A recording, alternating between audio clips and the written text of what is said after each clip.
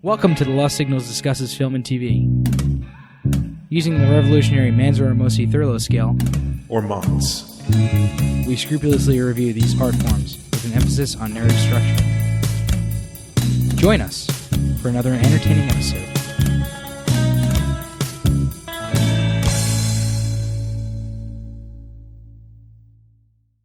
Guten Tag, meine Schüler. And welcome to another episode of The Lost Signals, where we're exploring another foreign language film. Obviously, German this time. I'm Jonathan Ian Manzer, here with Stephen Ramosi. Hello. And Scott Thurlow. The time is 9. And I'm really embarrassed right now. What is the name of this movie? The Lives of The Others. Lives of Others. The Lives of Others, which was an absolutely fantastic pick. Yes, it was. Don't let it mislead you. It was a really good film.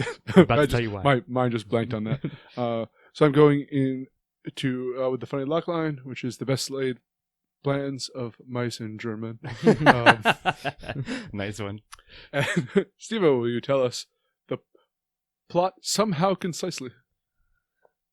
Sure. So this movie starts off in East Germany in 1984.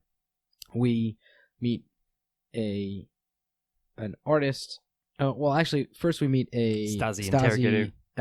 Officer who sets his sights on a writer of a play that he's gone to see. Thinks that he should be watched. He gets from an old school friend of his who's rising up the ranks quickly, kind of has seemingly always, quote unquote, cheated off of his papers or whatever ever since his school days, and he decides that he wants to put an eye to this guy. So they set up surveillance in the writer's apartment. The writer's name is Georg Dreimann. Yeah. So they set up surveillance in Dreimann's apartment, and it's kind of the story of them keeping an eye on him. But as the story develops, Weissler, the Stasi agent, starts to take a shine to him and his girlfriend at the time, named Christa Maria Seeland, Who also acts in his plays that he writes in. who is an actress in his plays, and it's kind of just the story of him learning about their lives and not taking pity on them so much as deciding that he likes them. And as the movie goes on, he kind of lets things that he should be reporting on slip until everything kind of comes to a head with intelligence at the end of towards the end of the movie, where as they're closing in on Dreimann, who has written a expose, essentially. Yeah, that the state doesn't really like to see get out. They start to close in, and Weissler, perhaps for humanitarian reasons or perhaps for his own reasons, decides that he needs to bail them out. I think it's pretty obvious that he is doing it to help them, but also he realizes formed a connection, but it also is attached to his. He realizes career that he's in livelihood. very deep at this point as well. He gets rid of some evidence. As everything is kind of coming to a head, Christa Maria has informed on Dreimann, and it kind of becomes too much to her as everything is happening. She runs out of the apartment, gets struck by a truck.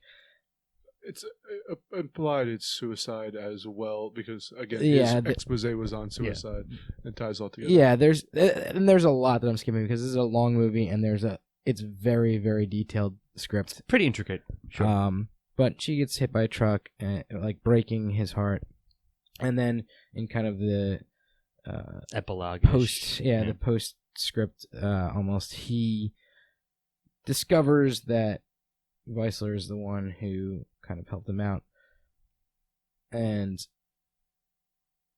eventually dedicates his next book to him, and that's kind of the end. That's a very, very terse rundown of the plot. I'm sure we'll talk about it a little bit more right now, but that's kind of the bare bones. I find it fascinating what segments you picked out to include and which ones you completely ignored in that. It's because it's a very difficult actual movie to describe. Yeah. There's a lot of moving parts. Yeah, I could be here for 20 minutes describing everything that happens in this movie. What I find fascinating is the part of Weissler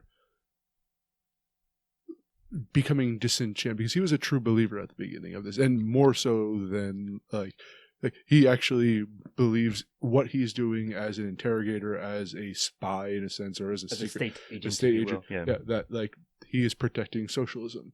And he gets more and more disillusioned between his superiors. One, the friend you mentioned, who's kind of a bureaucrat fighting, who doesn't believe in anything aside from his own gains. career. Yeah. Mhm. And the chairman of, I guess, the arts or whatever that guy was, Who I didn't even is- mention. Yeah, who is Sorry, Hemp. forcing Christina Marie to have a sexual relationship with him to keep her on the stage, which when she decides not to, it proves her fears correct, because he's like, I don't want to see her on stage anymore. Yeah.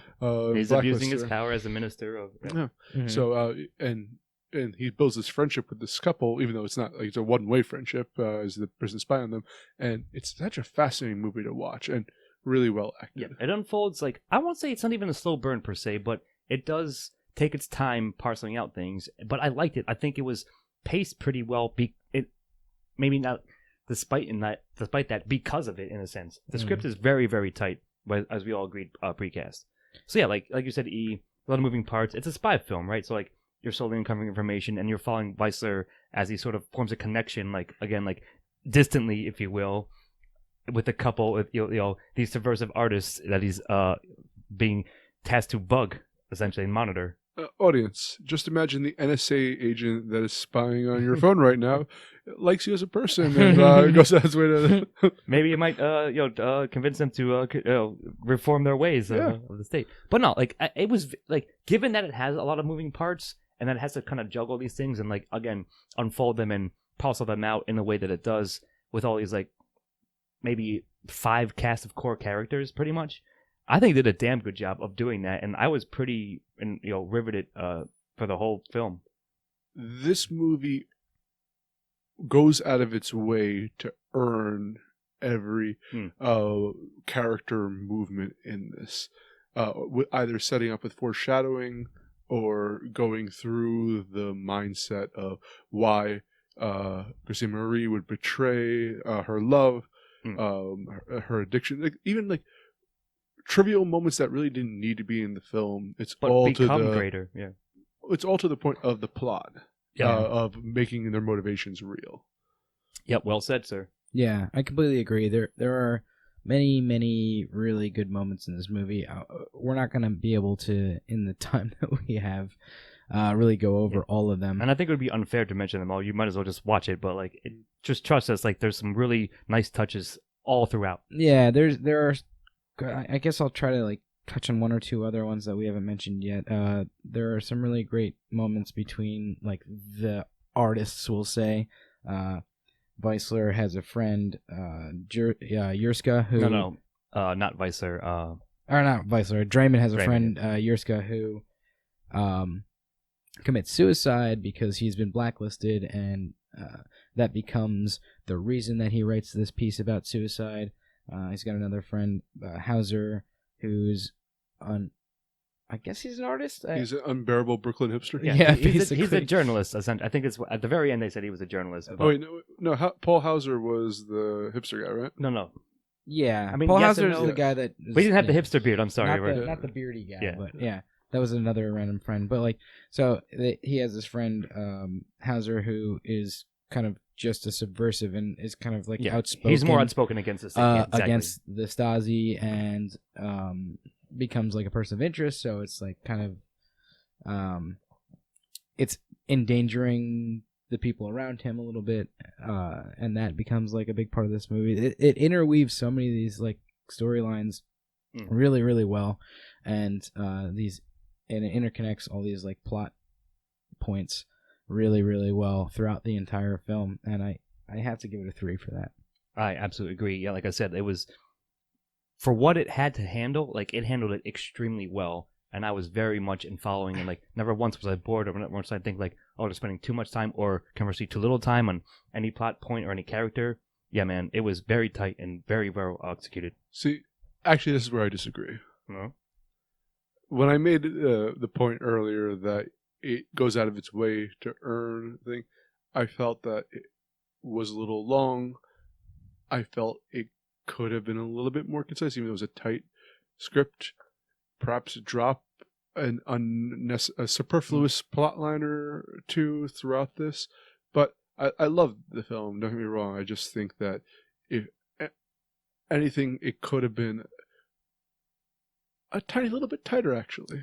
I don't know, man. It's stuff like I kind of get where you're coming from, but for me, like I'm probably gonna end up on a 3, even though I could see a pretty strong 2, which sounds like you're gonna give it.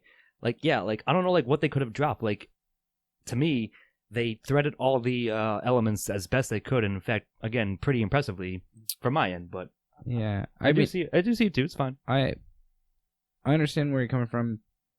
I think that the reason I guess that I'm giving it a 3 is the film is really good about making sure that there is nothing that I don't know. It didn't seem like there was anything superfluous or at least it seemed like everything that was mentioned or had a purpose. Yeah. Or talked about at least came back at some point and was a part of the developing story to me. Maybe I'm missing or forgetting something, but in my memory of the film that we just watched, we literally just stopped watching 20 minutes ago. I think that everything kind of fit really well together, and I'm going to give it a 3 for that. Yeah. Okay, and Scott, it's on to you with themes. So there's a lot to unpack, perhaps. So yeah, of course, as you mentioned, it's set in East Germany, 1984. So like the heart of the Cold War and so forth, and like the culture and the society and the times, like from a Stasi character's perspective, and then from the like sort of dissenting subversive artist, as you mentioned. And again, like it was interesting to me. Maybe this will go into the protagonists to an extent, but having following Weisser's like sort of early on, like he set up. Yes, he's all online. He's all about the state. He buys into the the dogmatic creed, if you will. And then slowly, as he's tasked to monitor this household, he starts a form relationship. Like and then he's set up as he's a lonely guy as well. Like basically, his job is his life, and he sort of like just starts to question his own values and the values that the state has forced upon him. And that leads him to eventually, like, cover up and, in fact, aid these subversives that he's sort of, like, distantly connected to. So I think that's a pretty good thing, like, just, like, your humanity in the face of, like, that kind of situation, that kind of, like, rule of government, if you will. And there's a lot of other things, too, but, like, that one I think was handled strong. And you got, like, the role of artist and the protest, like, under a oppressive, again, regime, more or less. Like, I thought that was really well handled, as represented by George and Christina Marie, and the conflict between there. Then you got, like, as Ian mentioned, Ian like to dub him Minister Harvey Weinstein, more or less. So, again, a high-positioned governmental official abusing his power, like, lording it over people and forcing them to do things. So, yeah, man, but it was all not grittily realistic, but very down to earth portrayed, I'll say.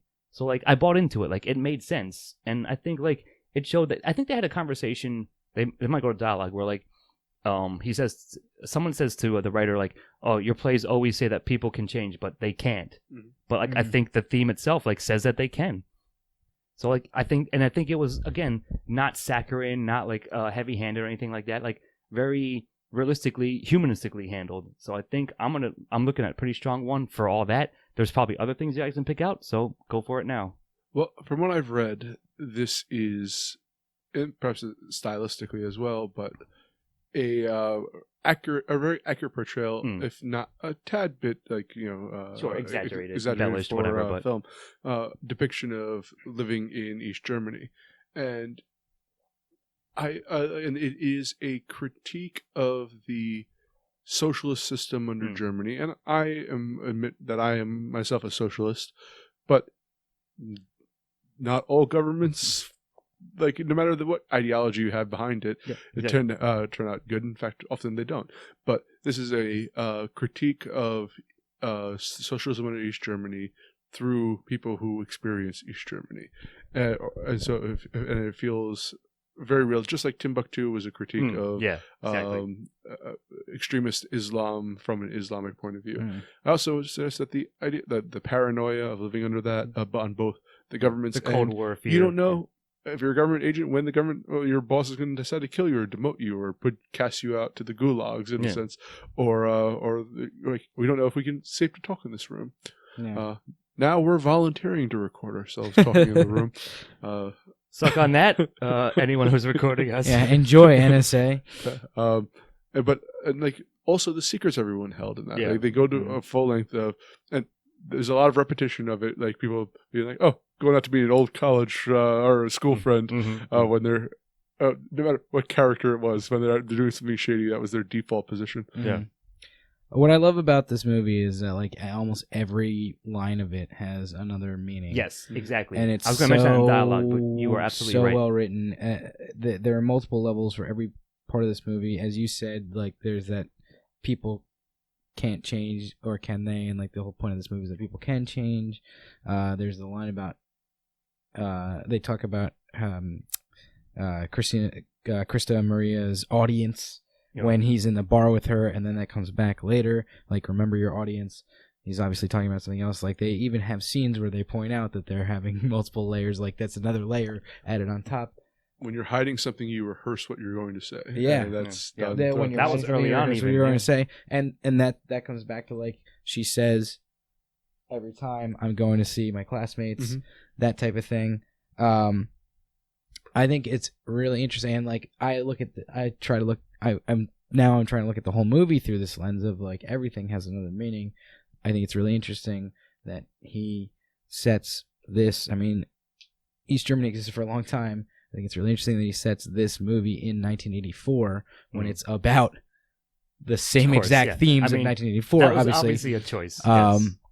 and you know, it's just like all this, like the idea of the strain that an oppressive government puts on subversives, tries to get them to turn against each other. I mean, this is almost like this is a fairly close retelling of the actual of 1984. Kind of, yeah. That's a good point. yeah. Now that I think about it, and like that's, oh my god, I really want to like go back and think about this movie some more. But you know, like you guys both made very good points. I think themes is probably one of the stronger points of this Yeah, man. movie, and I guess we can just leave it at that and just say it's a one. Honestly, Yeah, it was. if you haven't seen this movie already, we're completely ruining it for you. But go watch it again if you have. But it was because there's a flawlessly- lot there. Yeah, I'm just going to add on. It was flawlessly integrated into the plot and in the best way, and so I'm giving it a very, very strong one.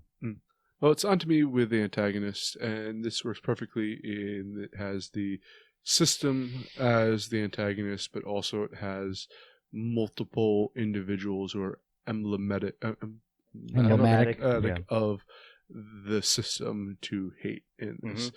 You have the old fat guy who abuses young women because he has the power to do it and doesn't get punished for it in the end because that's how society works. You have the shady guy who's in it for himself, which we mentioned earlier, the friend of the character, and yeah, like just the oppressive system. Everyone in this environment was feels the weight of it, antagonized yeah. except if you were at the top of the food chain. Yeah. Yeah, there's a vice around all And these even, characters. you even see this Exactly. character when he's rejected by the woman just sitting there in his room, face cast down, and like he has, like, no one is happy here. Yeah, he has Mhm. everything, but also he has nothing. Like Mhm. that matters. Yeah, I mean, you're right. Like Yeah. I'm just going to add on to it. Like that is clearly the antagonistic element to me. Like as you said, like it's both. It's one of the things I like. So it's both the nebulous system, but again, as personified by the two characters you mentioned, the minister and his underling, who is a friend of Weissler. Right, and Yeah. I think it was very well portrayed. Like everyone feels a squeeze of it, even if they don't think they do. Like one of the things I think is funny, maybe dialogue, but the writer Dreyer is like, oh yeah, my part's not being bugged. I'm fine. They think I'm the best. They're like, they just literally bugged your apartment for the whole movie. Yeah. right.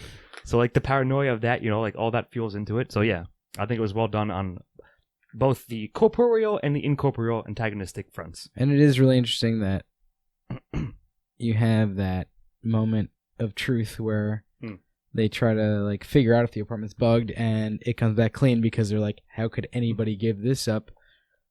And you have Weissler, sitting there like, you get one for free, buddy. Yeah. Like, and it's like that. The whole movie hinges on that, really, to an extent, because if they find out that they're bugged, it's a whole different story. It's a lot of people making plans, not knowing the other people's plans. Yeah, exactly. Like you said, the Playing best laid plans. Playing fucking 4D chess over here. But they're all playing checkers in the end. It's Yeah, terrible. exactly. Mm-hmm. That's what happens when you try to play 4D chess. It just reverts back to checkers, obviously. But Time makes a fool of us all. That's Yeah. a 1 for me, though. Yeah, for sure. Same. Mostly onto you with protagonist. So I guess it's probably split duty between Weissler and Dryman, right? Like, I would agree, yes. and so Unless you had some it's interesting. strange Like argument. Dryman is, Georg Dryman is the, the classic, like in these, like the classic subversive. He's like the hero type of in stories like He's this. fucking Winston Smith, as you referenced. Yeah, like, basically. kind of, yeah. Except for even more so, like he's always been kind of he's always been that artistic type who wants to say what he feels and doesn't keep it, under the covers as the party wants him to. Oh, yeah, he absolutely But does. does, No, though. no, he doesn't. He doesn't want to. I'm saying, but he does do that because he has to, because he's forced To to. survive, Right? yeah. He's got friends who don't, and he sees what happens to them, so he realizes. No, like most artistic types, until it personally affects him, he doesn't do a goddamn thing. Sure. Any artists? Ian speaks for himself only. But Go on. Weissler is this complete other archetype that's really interesting, and he kind of has this. He kind of does this 180 where he realizes that what he's doing is kind of fucked up, and not only that, I think what bothers him more is that no one else believes in the cause like he does. Mm-hmm. And then And he it realized really- the causes for like Yeah, it's and it all really just a disenfranchises him. facade. He realizes that if the people that created the cause don't give a shit about the cause, then what's going point on? of Like, doing what it? is it? Yeah, So, exactly. which I think is a really a fairly timeless story, but it always like hits me. Like I always really like. I really like that type of story because it's like, it is what we were talking about earlier. Where like, yeah, people are able to change their ways or change their feelings on things, and B, it kind of makes you reevaluate. I don't know. Maybe like take a look at things in your own life that you Or take a step were back. one way before and now you're different, or like reevaluate the things that you are when you see a well told story like that. So I like both of them, I'll say. I'm going to suggest that Weissler is the sole protagonist of this. Not that I have an issue, and I think that Dryman is a very important character in this, but it's you watching Weissler watching Damn, Dryman, everyone. and it interesting. is multiple important characters with their own. And Dryman has a very complete arc in this. It's though that like Les Mis, where there's a lot of characters who could have protagonists. It's Jean Valjean who's really the person you're following through this, and I think that Weissler is the person you're. His story is very interwoven with. He wouldn't have an arc without Dryman and Christina Murray there to push him to rejecting Sure. the Status quo. Yeah. The party line. Yeah. That's interesting. For most of this movie, he doesn't really have a story. He kind of has you can see the developing of his But that is story, his story, I would say. Go on. But his story is really Dryman's paying attention to what Dryman is doing. So Dryman is the only one who is acting. He's just recording basically for most of the movie. Go ahead. I mean, I do tend to lean that to cut them up as protagonists, split them, but 60% Weissler and 40% Dryman, I would say. Now, of course, as Eden said, like, yeah, they're intertwined, but they almost have like their own like overarching arcs, if you will, like crossing over arcs, because they sort of need each other in a sense, at least at the end. So you might say Weissler needs Dryman a bit more like throughout, but you can certainly see him, like you said, growing, changing, coming to a realization, and then going against not his principles, but going against what he thought were fed to him as principles. Mm-hmm. But I also think like Dryman has a great story too, where like he has a tragic sort of happening, like something tragic happens to him because of Weissler's and his superiors' surveillance.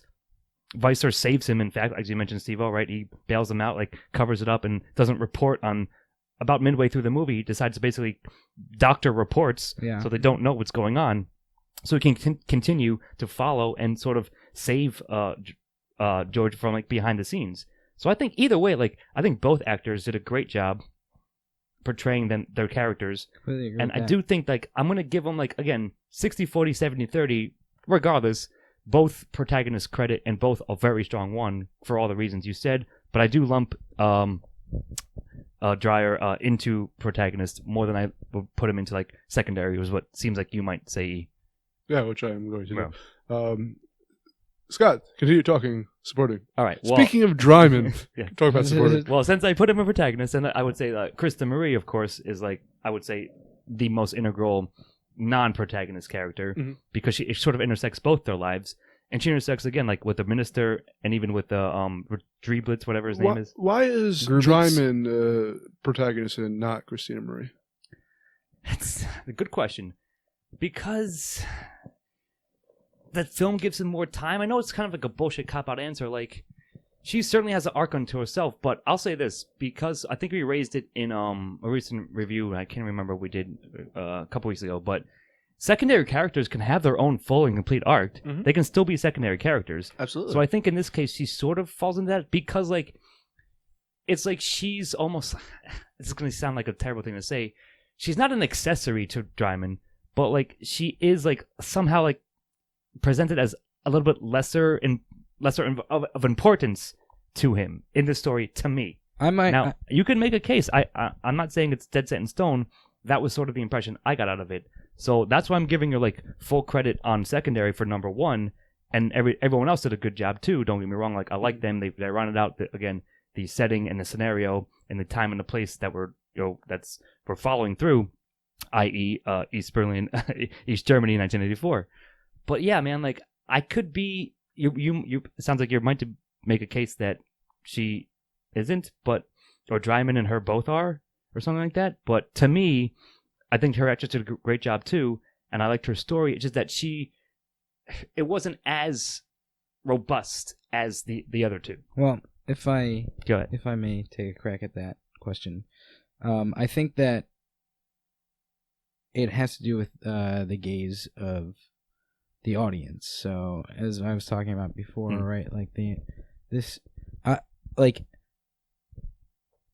Weissler is almost our surrogate, like is us in this movie. He's the audience, certainly, looking at what's going on, and him as an audience, his gaze is on Dryman and not on Krista Maria. Well, it's more on him than her. No, I mean, but yes, she does cross over, of course. If he's the stand-in for us, the audience, his specific gaze is on Dryman. Krista Maria is a supporting character in this apartment. He's really trying to nail the artist. He's trying to bust the artist. Well, actually, he's attempting to bust the artist in order to free up Christina Marie to become single. He doesn't. So that he doesn't know that. He doesn't know that. But from the beginning. She's the impetus to all the action, then. Yeah, she is the impetus to all the action, but that doesn't mean she's the protagonist. I'm not arguing for her being protagonist. I'm just asking why she's not the protagonist. Why, if you define Dryman as a protagonist, why are you disclaiming? I'm not making an argument either way. I just thought it was an interesting question. Well, I mean, it is an interesting question. It's a valid angle. But that's my point. I think that his gaze is on Dryman as the audience stand-in. He is watching Dryman, whereas we're watching him, and through him watching Dryman. Now she is very important to that To plot. Dryman's life. Yeah. Well, I mean, just to And the in plot general, in yeah. general that's happening in You're the right. apartment, but she's not the main focus of his investigation, we'll say. And I think that's why I would label her as a supporting character instead of a protagonist. Yeah. But that being said, I think that she is a very, very important supporting character, and like, yeah, I think she is the impetus to. She absolutely is the impetus to all of the action. The only reason that they're investigating him is because this top level official wants the the writer out of the picture, basically.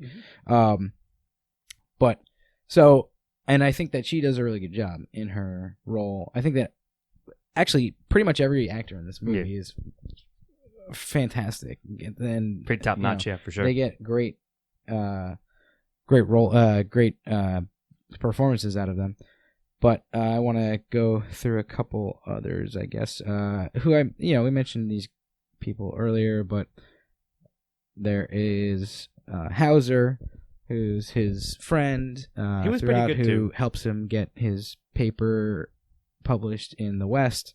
Yurska, who was I actually loved his performance. He's the director who he's friends with, and He did a phenomenal job. yeah, he was great. Played by Volkmar Kleinert, if anybody's interested. Sure. Carl Wallner, mustache beardy guy. He was there too. He was there. He didn't do much, although I was interested in his look, so I wanted him to say more. He didn't say very much. As mustache beardy guys Yeah, tend to be. yeah, often do. He was just like there in the writer's room. Introspective. He was there in the writer's Yeah. room, but not actually writing, if you ever noticed. But go on, Steve. But yeah, I mean, I guess I'll leave it at Frau Meineke, who had this really tense scene after she's told not to say anything, and she comes in and helps him tie his tie. I thought that was more black humor than Yeah. It was Yeah. certainly black humor, but like I love that scene, so I will remember her as I remember this film. Sure. You know, yeah. I mean, there were probably a couple others, but those are the ones that Speaking stuck out of- in my head. tense scene though. I do like all the people at the joke scene. Oh yeah, Yeah. like the coworkers, or Yeah. the low level coworkers that Mhm. they sit at. Weissler and his buddies sit at But their table. overall, especially led by Draymond and Kristen Marie, the supporting cast was top notch. I agree. Yeah. It wasn't a big cast, but everyone like really fell into the role and did a great job. For sure, one's all around. Dialogue. This is very, very intelligent, very smart, very, very well crafted. I can't give it enough props. I think this is one of the strongest parts of this movie, and so I'm going to stop right there. Yeah, so I'm sorry, Steve, I'm stealing something from you. You said it earlier though, but like a lot of it had like not double entendre, but like a layer of meaning because you know what's going on, right? So like they say one thing, and like as an audience, almost like an ironic thing because for the audience, you know that something else is happening. So one character says something to another, like even the audience thing that the speech that they have, the exchange that you said, Weissler and Kristen Marie with each other in film, then has its callback or like its payoff later on. So yeah, you're right, E. Like it was smart. It all made sense, and it was never like I don't want to say like it was a good translation as far as I can understand. Like as far as the words that were going on screen. If it in wasn't English, a good translation, yeah. somebody wrote a great new script. yeah, yeah. But yeah, I mean, I don't have much more to add. I just wanted to mention that one thing that I just said, and I'm giving it a pretty damn strong one. Yeah, absolutely. The dialogue was really terrific, and as you mentioned, I mentioned earlier, like the double meanings or even triple meanings at points. The nuance of the dialogue was so good. Amen. And if you want to learn how to write a screenplay, watch this movie and then try to write something that's not as difficult to write, because this is really good. So yeah, I'm gonna give it a 1. Okay, Steven, keep talking with style. I really like the style of this.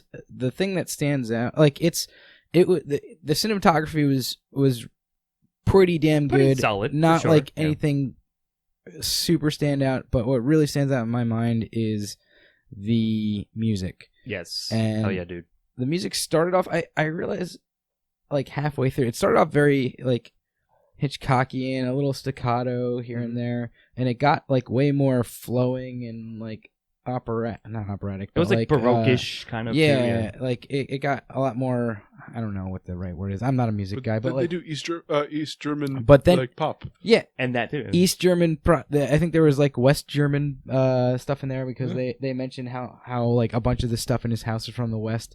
So like there's a bunch of like really interesting soundscapes that were kind of mixed together really, really well. It never felt like it was clashing, and it always really worked with whatever scene they were playing it over. So I have to give the style a really strong one, if just for this music, and I think that the rest of the style was really well done as well. Two comments. One, I love analyzing period pieces, and this really captured both by people who lived during that and to tell the tale, and by just the visuals, really capturing a really lived-in world with it. Second, I like sound design as well. There's specifically a scene there where they're bugging his house, and there's loud beeps that are very intrusive to match the intrusiveness of them bugging what's the house. happening. Yeah, They're physically uncomfortable listening to these like harsh beeps coming out.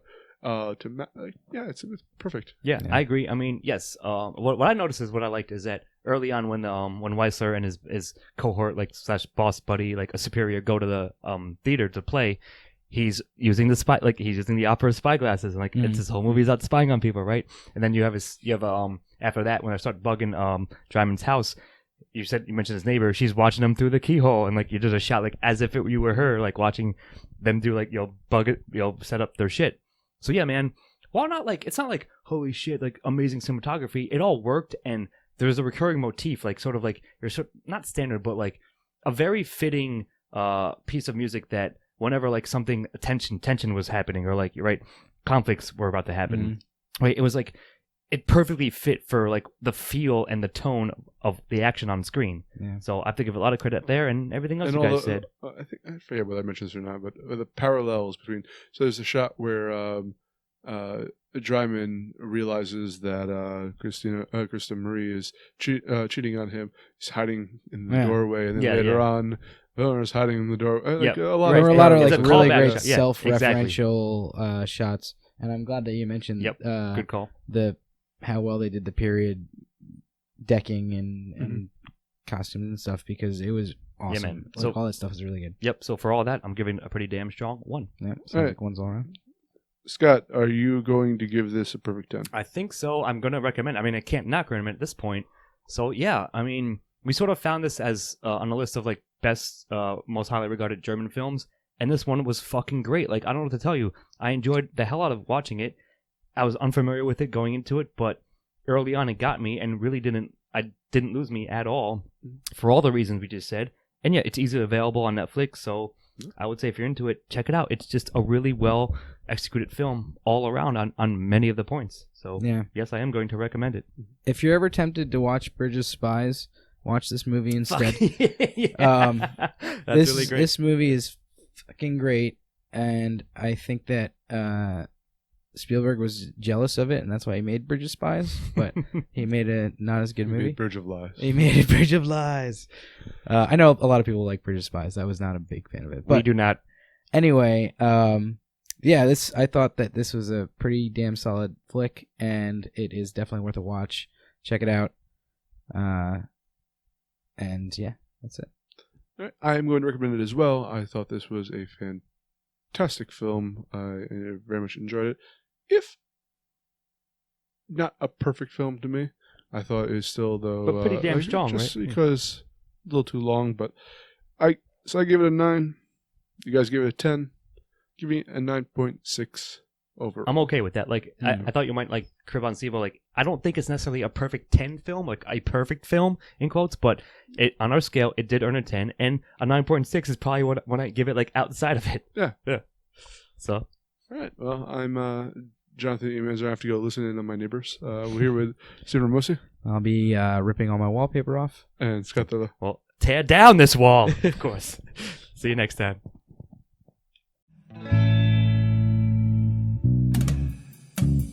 Editing and engineering by Stephen Ramosi. Music by Christopher Morgan. Check us out on YouTube and iTunes for the shows, and on Facebook and Twitter for updates. Or mods?